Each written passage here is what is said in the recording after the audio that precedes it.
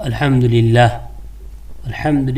وکفا وسلام علی عبادہ الذین اصطفیٰ اما بعد۔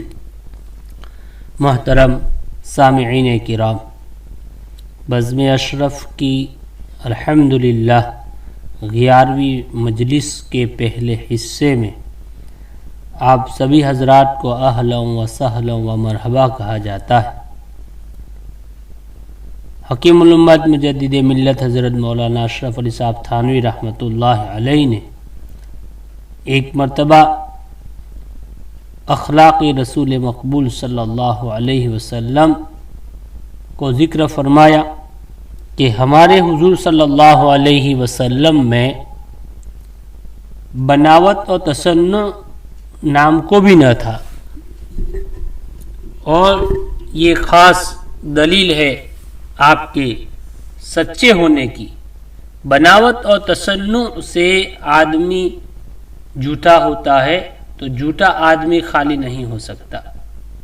حضور صلی اللہ علیہ وسلم کے اخلاق تھے اپنی بیویوں کے ساتھ کہ ایک مرتبہ حضرت عائشہ صدیقہ رضی اللہ تعالی عنہا چونکہ سب بیویوں سے کم عمر تھی تو آپ ان کی عمر کے موافق ان کی دلجوئی فرمایا کرتے تھے۔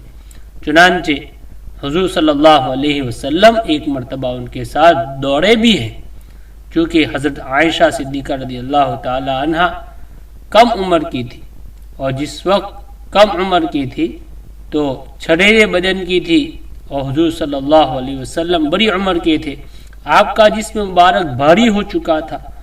اس دور میں حضرت عائشہ صدیقہ رضی اللہ تعالی عنہا آپ صلی اللہ علیہ وسلم سے آگے نکل گئی۔ کچھ عرصے کے بعد حضور صلی اللہ علیہ وسلم پھر ایک مرتبہ دوڑے، اس مرتبہ حضور صلی اللہ علیہ وسلم آگے نکل گئے، کیونکہ اب حضرت عائشہ صدیقہ رضی اللہ تعالی عنہا کا بدن بھاری ہو گیا تھا۔ تو حضور صلی اللہ علیہ وسلم نے اس مرتبہ فرمایا کہ یہ اس کا بدلہ ہے کہ تم پہلے آگے نکل گئی تھی، یعنی آپ صلی اللہ علیہ وسلم نے ان کو ہنسا دیا۔ سبحان اللہ، کیا ٹھکانہ آپ کے اخلاق کا۔ میرے متعلقین میں حضرت فرماتے ہیں کہ میرے متعلقین میں ایک شخص ہے جو مجھ سے بیعت بھی ہے، ان میں متانت اور سنجیدگی زیادہ ہے، جہاں بیٹھتے ہیں بڑے وقار کے ساتھ بیٹھتے ہیں، کیا مجال جو ہنسی آ جاوے یا کسی سے کھل کر بات بھی کر لے۔ ایک دفعہ اس کے متعلق میں نے یہ تقریر کی کہ یہ سنجیدگی ہمیں پسند نہیں، آدمی کو چاہیے کہ ہنستا بولتا رہے، یہ کیا کہ ہر وقت منہ چرا ہوا ہے، ایسے آدمی سے کسی کو انس نہیں ہوتا۔ آپ نے اس کا نام وقار رکھا ہے، مگر دراصل یہ وقار نہیں ہے، یہ کبر ہے۔ بھلا حضور صلی اللہ علیہ وسلم سے زیادہ کون باوقار ہوگا؟ مگر حضور صلی اللہ علیہ وسلم خندہ پیشان ہی تھے، صحابہ کرام کے ساتھ بولتے تھے، لوگ جس قسم کی بات چیت کرتے حضور صلی اللہ علیہ وسلم بھی اس میں شریک رہتے۔ ہمارا وقار حضور صلی اللہ علیہ وسلم کے وقار سے زیادہ نہیں ہو سکتا۔ حضرت فرماتے ہیں کہ میری عادت ہے کہ میں مدرسے میں بیٹھ کر دوستوں کے سامنے اپنے گھر کے واقعات و حالات بھی کہہ ڈالتا ہوں۔ اس میں بھی ان صاحب کو اختلاف تھا، وہ مجھے کہتے تھے کہ گھر کی باتیں مجمع میں بیان کرنا خلاف متانت ہے۔ انہوں نے تو یہ بات خیر خواہی سے کہی ہوگی، لیکن میں اس کو غلط سمجھتا ہوں۔ میں نے کہا مولانا متانت اس کو نہیں کہتے، متانت بھی وہی ہے جو سنت سے ثابت ہو۔ آپ اس متانت کی بدولت بعض سنتوں سے محروم ہیں۔ اچھا سچ مچ بتاؤ، کبھی تم نے اس سنت پر عمل کیا ہے جو حضور صلی اللہ علیہ وسلم سے ثابت ہے، یعنی بی بی کے ساتھ دوڑنا؟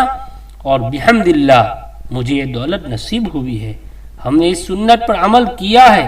تم اس متانت ہی میں رہو گے جس کی بدولت سنت معاشرت والازواج پر کبھی عمل نصیب نہیں ہوگا۔ یہ متانت نہیں ہے بلکہ تکبر ہے، یہ اپنے آپ کو بڑا سمجھنا ہے۔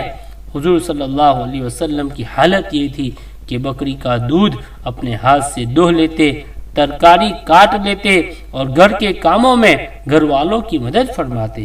الحمدللہ اس پر ہمیں عمل کی توفیق ہے۔ حضرت یاد رکھیے طریق سنت یہ ہے کہ مسلمان سیدھا سادہ رہے، طریق سنت یہ ہے کہ مسلمان سیدھا سادہ رہے، بڑا بن کر نہ رہے، یہ کیا کہ جہاں بیٹھے ایسے بیٹھے جیسے مجمع کے سردار ہیں۔ ہمارے حضور صلی اللہ علیہ وسلم تو اس طرح مل جل کر رہتے تھے کہ مجمع میں کوئی یہ بھی تمیز نہیں کر سکتا تھا کہ کون سردار ہے۔ یہ حضرت نے اللہ کے نبی صلی اللہ علیہ وسلم کے اخلاق بیان فرمائے ہیں۔ اللہ رب العزت ہمیں نبی پاک صلی اللہ علیہ وسلم کے اخلاق نصیب فرمائے اور اس پر عمل کی توفیق عطا فرمائے، اس کو خوب دھیان سے سنیں اور دوسروں تک بھی اس کی پہنچانے کی فکر کریں۔ السلام علیکم ورحمۃ اللہ وبرکاتہ۔